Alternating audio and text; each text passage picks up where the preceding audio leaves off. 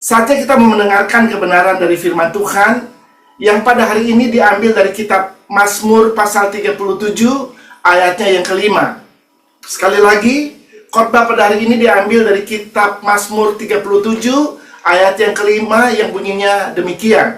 Serahkanlah hidupmu kepada Tuhan dan percaya kepadanya, dan Ia akan bertindak. Saudara-saudara, tema kita pada hari ini adalah serahkan hidupmu dan percaya.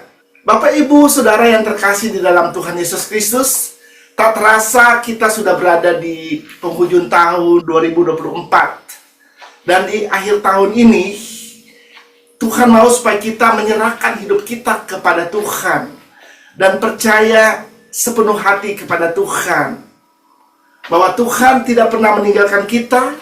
Tuhan peduli akan hidup kita. Tuhan tidak pernah membiarkan kita, dan Dia melakukan kebaikan demi kebaikan di dalam hidup kita. Dia juga melakukan perbuatan-perbuatan yang besar di dalam hidup kita. Saya percaya sudah banyak kebaikan yang Tuhan sudah lakukan di dalam hidup kita di tahun ini, saudara. Ya, kalau Anda mau menghitung semua kebaikan Tuhan yang Dia sudah lakukan dalam hidup kita di tahun ini, saya rasa tidak mungkin kita bisa menghitung kebaikan yang Tuhan lakukan dalam hidup kita. Satu hari aja kita menghitung kebaikan Tuhan, kita nggak bisa hitung, ya, kebaikan Tuhan di dalam hidup kita, karena terlalu banyak, saudara. Ya, karena Tuhan kita Dia amat baik, teramat baik buat hidup kita. Amin. Ya, jadi kalau Anda mau coba-coba hitung semua apa yang sudah Tuhan lakukan di dalam hidupmu, engkau tidak akan bisa menghitung kebaikan Tuhan di dalam hidup kita. Sekali lagi, siapa yang percaya Tuhan itu baik dan Dia tetap baik buat hidup kita? Amin. Ya, saya juga percaya bahwa Tuhan itu baik buat hidup saya dan tetap baik buat hidup saya, dan juga Dia tetap baik buat kehidupan kita semua. Saudara-saudara, kalau kita bisa berada di ujung tahun 2024, itu pun karena kebaikan Tuhan. Saudara ada sebagaimana saudara ada pada saat ini, itu pun karena Tuhan baik buat hidupmu.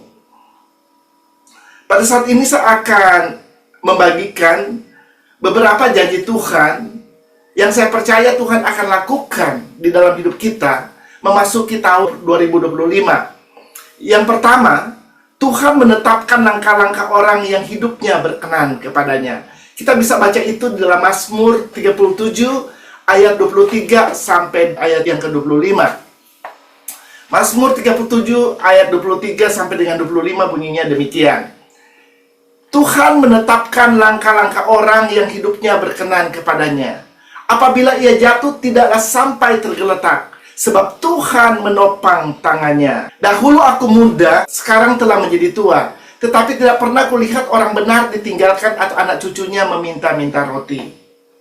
Haleluya. Saudara, engkau perhatikan ayat 23. Dikatakan di sana Tuhan menetapkan langkah-langkah orang yang hidupnya berkenan kepadanya. Saudara, Tuhan menetapkan langkah-langkah orang yang hidupnya berkenan kepadanya. Siapa orang-orang yang berkenan kepada Tuhan? Orang-orang yang berkenan kepada Tuhan adalah orang-orang yang sudah menerima Yesus sebagai Tuhan dan Juru Selamat pribadi di dalam hidupnya. Orang-orang yang sudah percaya kepada Yesus sebagai Tuhan dan Raja di dalam hidupnya. Dan orang-orang ini, mereka adalah orang-orang yang sudah dibenarkan di hadapan Tuhan. Orang-orang yang sudah ditebus oleh darah Yesus. Nah, orang-orang yang sudah ditebus oleh darah Yesus, inilah adalah orang-orang yang dibenarkan di hadapan Tuhan. Dan inilah adalah orang-orang yang berkenan kepada Tuhan. Kenapa firman Tuhan mengatakan langkah-langkah kehidupan orang percaya itu harus ditetapkan oleh Tuhan? Saudara, memasuki tahun 2025 ini, mari kita melangkah bukan dengan pemikiran kita sendiri, bukan dengan kekuatan diri kita sendiri, tetapi izinkan Tuhan yang menetapkan langkah-langkah hidup kita. Ya, karena tahun 2025 ini adalah tahun yang belum pernah kita lalui sebelumnya. Tahun yang masih penuh dengan rahasia, saudara. Tapi saya percaya Tuhan ada di sana, ya. Tuhan sudah ada di sana, saudara. Karena Tuhan kita, Dia adalah Allah yang maha hadir. Dia ada di tahun 2024, tapi Dia juga ada di tahun yang akan datang. di tahun 2025, bahkan di tahun-tahun selanjutnya dia tetap sudah ada di sana, saudara. Ya, karena dia adalah Allah yang menghadir. Dia adalah omnipresent. Ya, kalau berbicara tentang omnipresent atau Allah yang maha hadir, yaitu bukan berbicara hanya masalah tempat, di mana Tuhan bisa berada di berbagai macam tempat dalam satu waktu, saudara. Misalnya, saat ini Tuhan ada di sini, dia juga ada bersama dengan saudara di Indonesia, dan dia juga ada di sorga saat ini. Amin. Karena dia ada di berbagai macam tempat dalam satu waktu. Ya, di segala tempat dia ada, saudara. Ya, karena Tuhan itu tidak dipengaruhi oleh ruang dan waktu. Ya, demikian juga kalau berbicara masalah kemahadiran Allah, itu juga berbicara tentang waktu. Ya, di mana dia ada di waktu sekarang, dia juga ada di waktu yang akan datang. Ya, karena dia tidak dibatasi oleh ruang dan waktu, saudara. Amin. Ya, jadi kalau Tuhan ada di tahun 2025 yang akan datang, yang nantinya kita akan pergi ke sana, saudara, kita nggak perlu takut, ya. Kalau Tuhan ada di sana, maka Dia tahu, ya, kemana kita harus berjalan, kemana kita harus melangkah, saudara. Mungkin saja di tahun 2025 ada banyak jebakan-jebakan dari iblis yang dia sudah siapkan untuk kita. Ya, kalau kita nggak tahu, kita bisa salah melangkah dan terjebak oleh iblis, saudara. Ya, dan kita bisa dijerat oleh iblis, saudara. Oleh karena itu, kita perlu membiarkan Tuhan yang menuntun setiap langkah-langkah kehidupan kita. Amin. Supaya rencana Tuhan dan tujuan Allah bisa tergenapi di dalam hidup kita.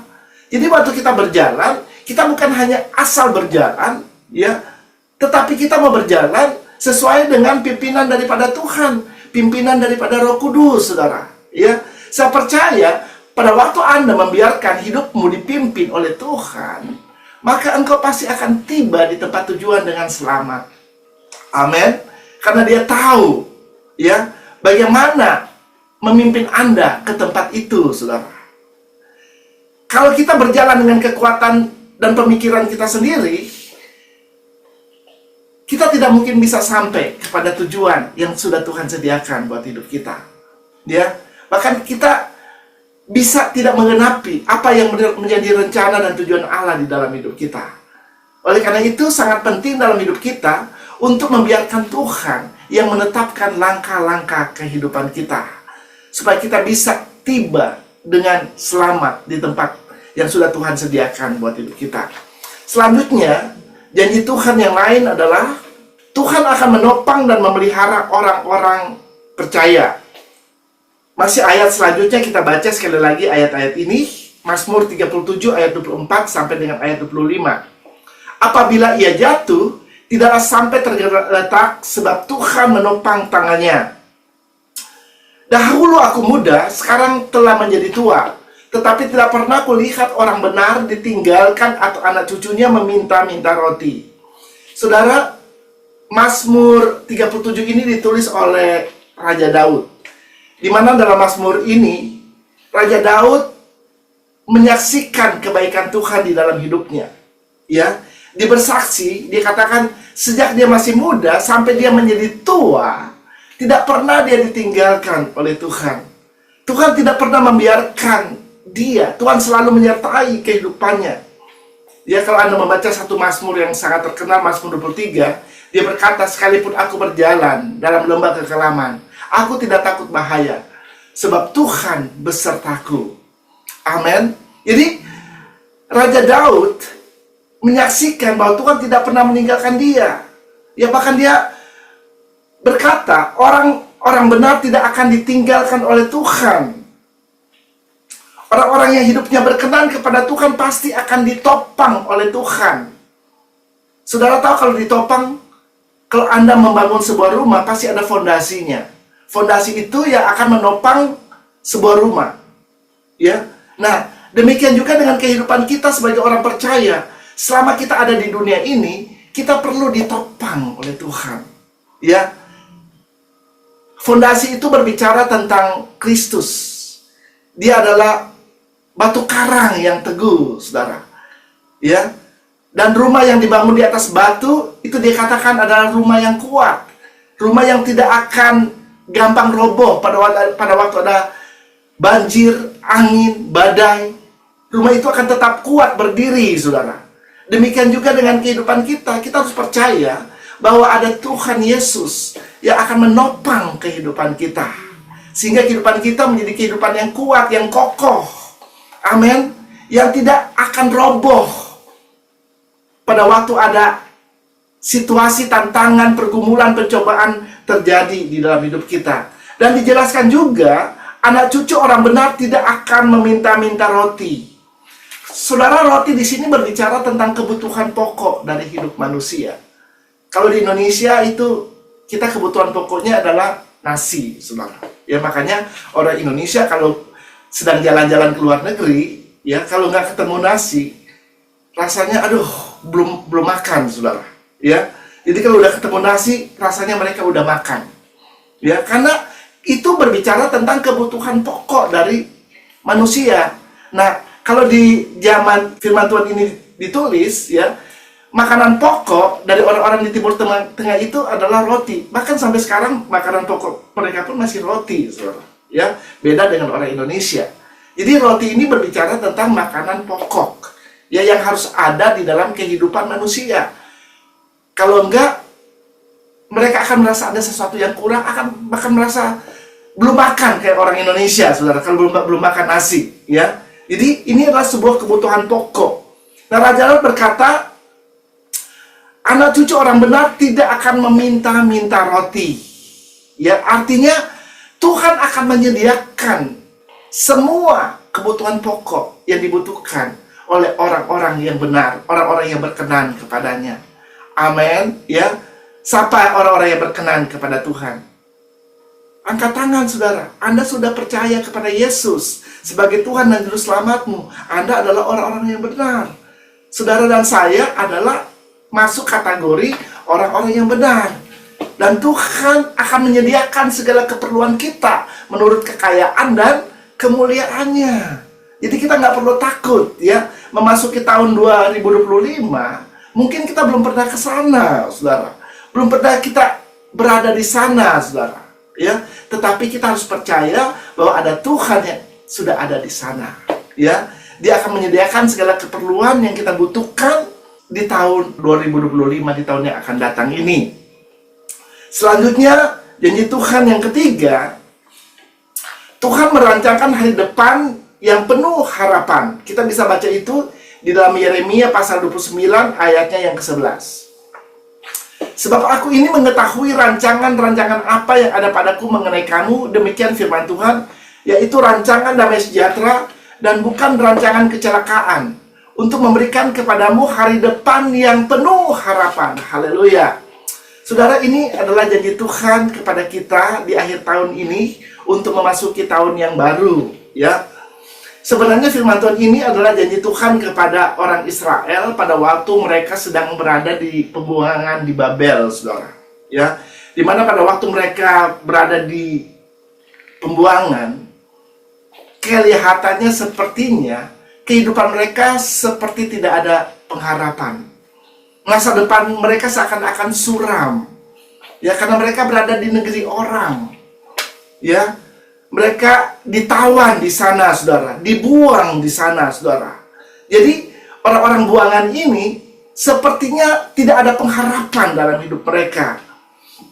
Lalu firman Tuhan ini datang kepada mereka melalui Nabi Yeremia. Bahwa Tuhan mempunyai rancangan yang indah, yaitu rancangan damai sejahtera dan akan memberi masa depan yang penuh dengan harapan kepada mereka. Saudara, kalau firman Tuhan itu adalah segala sesuatu yang baik. Walaupun kelihatannya pada waktu itu bangsa Israel sedang berada di tanah pembuangan, saudara. Seakan-akan tidak ada masa depan buat mereka. Seakan-akan tidak ada sesuatu yang baik di dalam hidup mereka terjadi.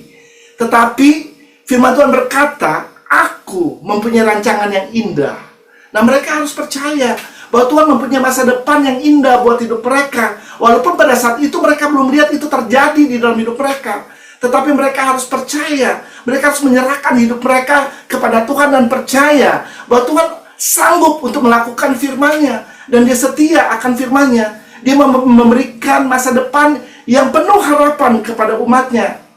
Dan firman Tuhan ini bukan hanya berlaku bagi bangsa Israel saja, saudara, tetapi berlaku juga bagi kita semua yang percaya kepada Tuhan. Bahwa Tuhan tidak pernah merancangkan sesuatu yang jelek atas hidup kita. Tuhan tidak pernah merancangkan sesuatu yang buruk dalam hidup kita. Tetapi rancangan Tuhan buat hidup kita adalah rancangan yang indah.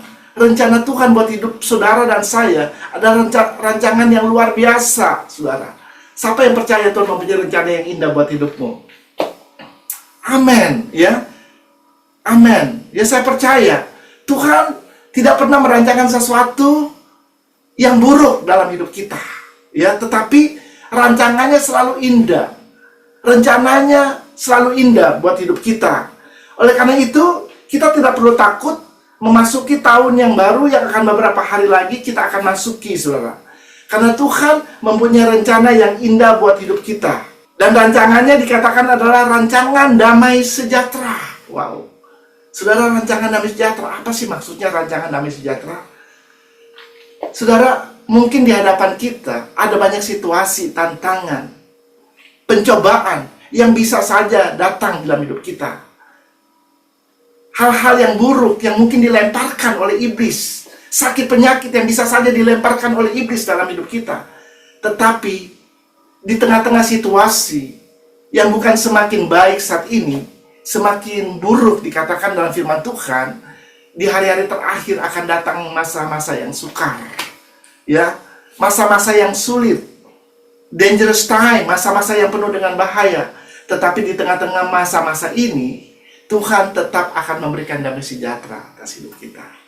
Amin. Sehingga kita tetap merasa tenang. Orang yang dipenuhi oleh damai sejahtera Allah, apapun situasi yang terjadi di dalam hidupmu, engkau akan tetap merasa tenang. Amin. Ya, karena ada damai sejahtera Tuhan menguasai hati dan pikiranmu. Sehingga engkau tidak terpengaruh dengan situasi yang terjadi di sekitarmu, saudara. Ya, dan firman Tuhan mengatakan masa depanmu sungguh ada dan harapanmu tidak akan pernah hilang. Haleluya. Saudara, kalau kita menggantungkan masa depan kita kepada Tuhan, maka masa depanmu dipastikan sungguh ada. Karena Tuhan sanggup untuk membuat masa depanmu itu menjadi kenyataan. Ya. Oleh karena itu, kita perlu menggantungkan masa depan kita kepada Tuhan, bukan kepada hal-hal yang lain, saudara. Ya. Berharap hanya kepada Tuhan. Dan harapan kepada Tuhan itu tidak akan pernah mengecewakan hidup kita. Mungkin ada banyak pengharapan di dalam hidupmu. Dan mungkin ada juga pengharapan-pengharapan yang kau belum melihat menjadi kenyataan di tahun ini, saudara. Tetapi engkau harus tetap percaya. Amin. Harus tetap percaya, saudara, bahwa Tuhan sanggup untuk membuat pengharapan-pengharapan yang ada dalam hidupmu menjadi kenyataan di tahun yang akan datang ini, saudara. Haleluya. Dia mau supaya kita bersuka cita di dalam Dia. Amin. Karena the joy of the Lord is your strength. Sukacita Tuhan itu adalah kekuatan kita, ya. Dia tidak mau kita bersedih, ya. Dia mau supaya kita tetap bersuka cita di dalam Dia.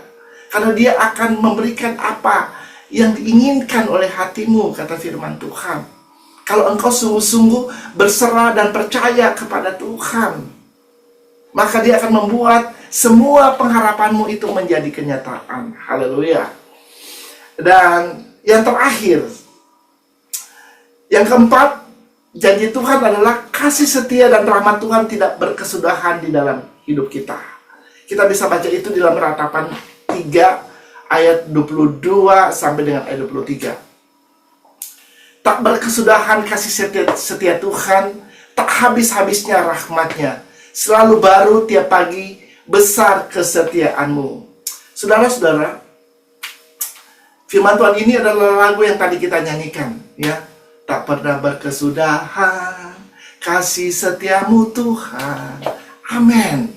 Ya saudara, pada waktu Anda menyanyikan sebuah lagu, coba Anda renungkan kata demi kata dari lagu itu. Ya, itu bukan hanya sekedar lagu, tetapi itu sebuah lagu yang diambil berdasarkan firman Allah. Ya, jadi pada waktu Anda mendengarkan pujian itu akan membangkitkan iman dan kepercayaanmu kepada Tuhan. Amin. Karena Roma 10 ayat 17 berkata, iman timbul dari pendengaran, dan pendengaran akan firman Kristus, saudara. Jadi pada waktu Anda mulai menyanyikan tak berkesudahan kasih setia Tuhan, wow, Anda renungkan kata demi kata. Memang kasih setia Tuhan itu tak pernah berkesudahan dalam hidup kita. Nggak pernah habis, saudara. Ya, Tuhan tidak pernah kehabisan kasih setianya untuk diberikan di dalam hidup kita. Ya, Dia mau menyertai kita.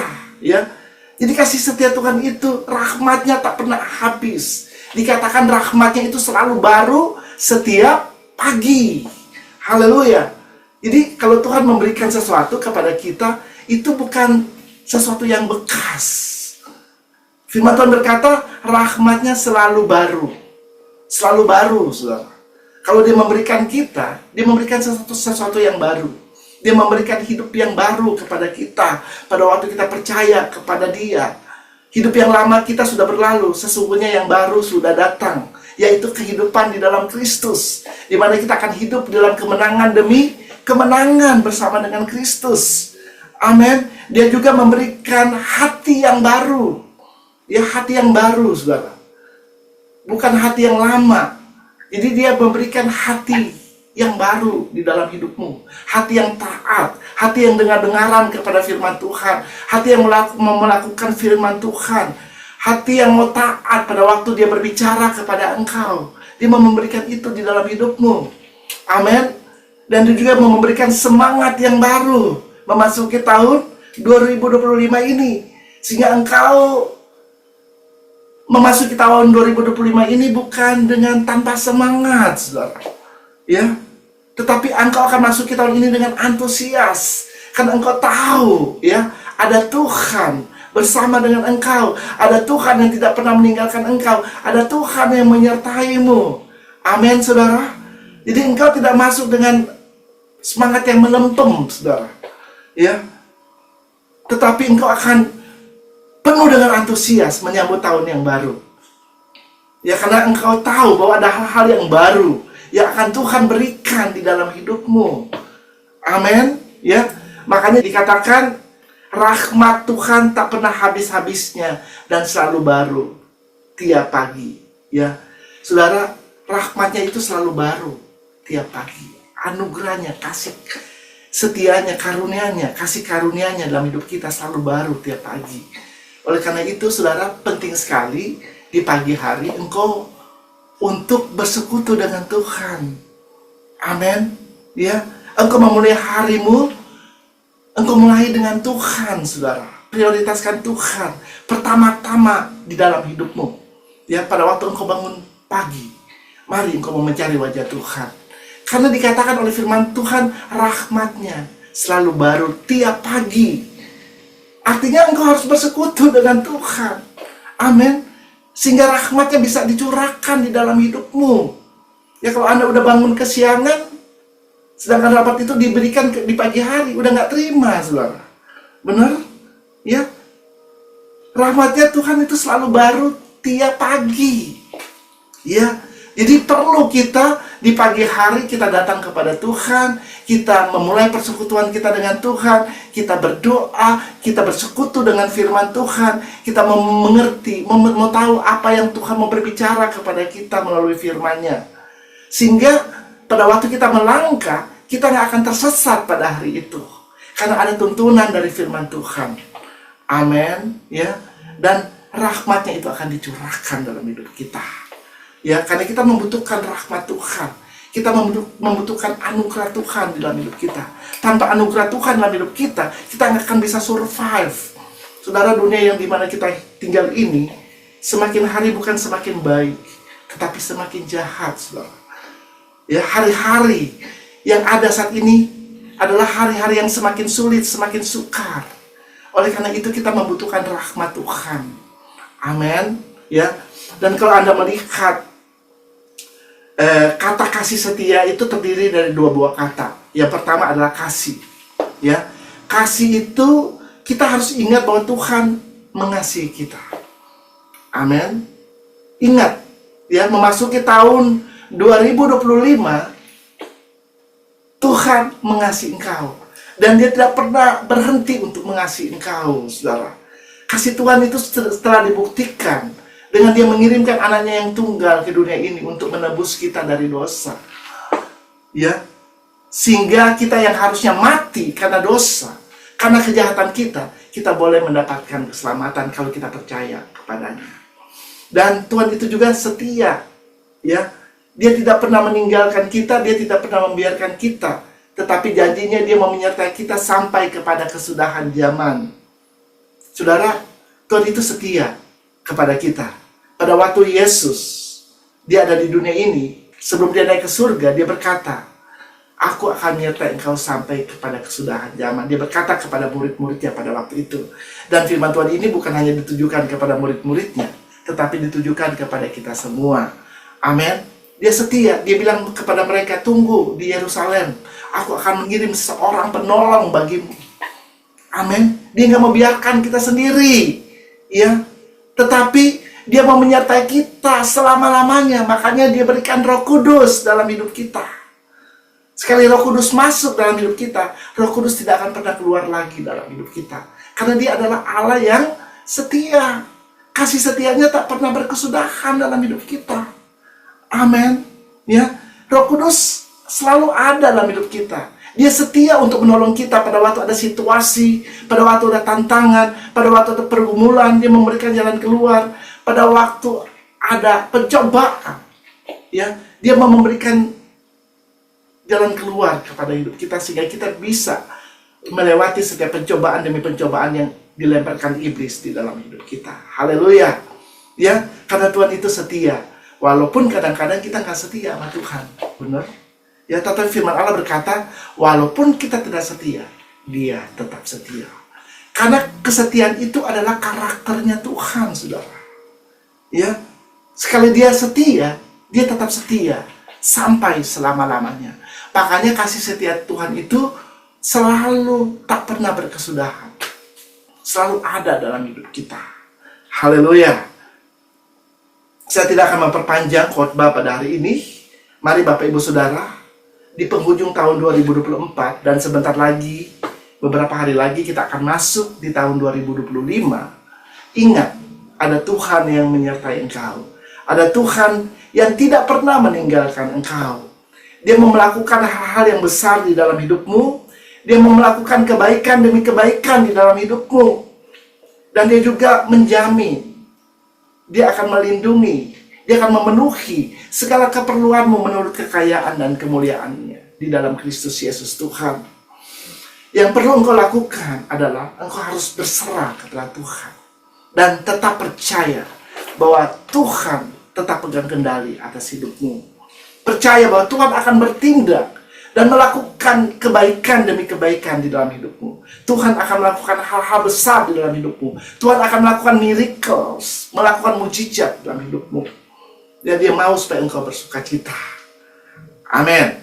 Tuhan Yesus memberkati.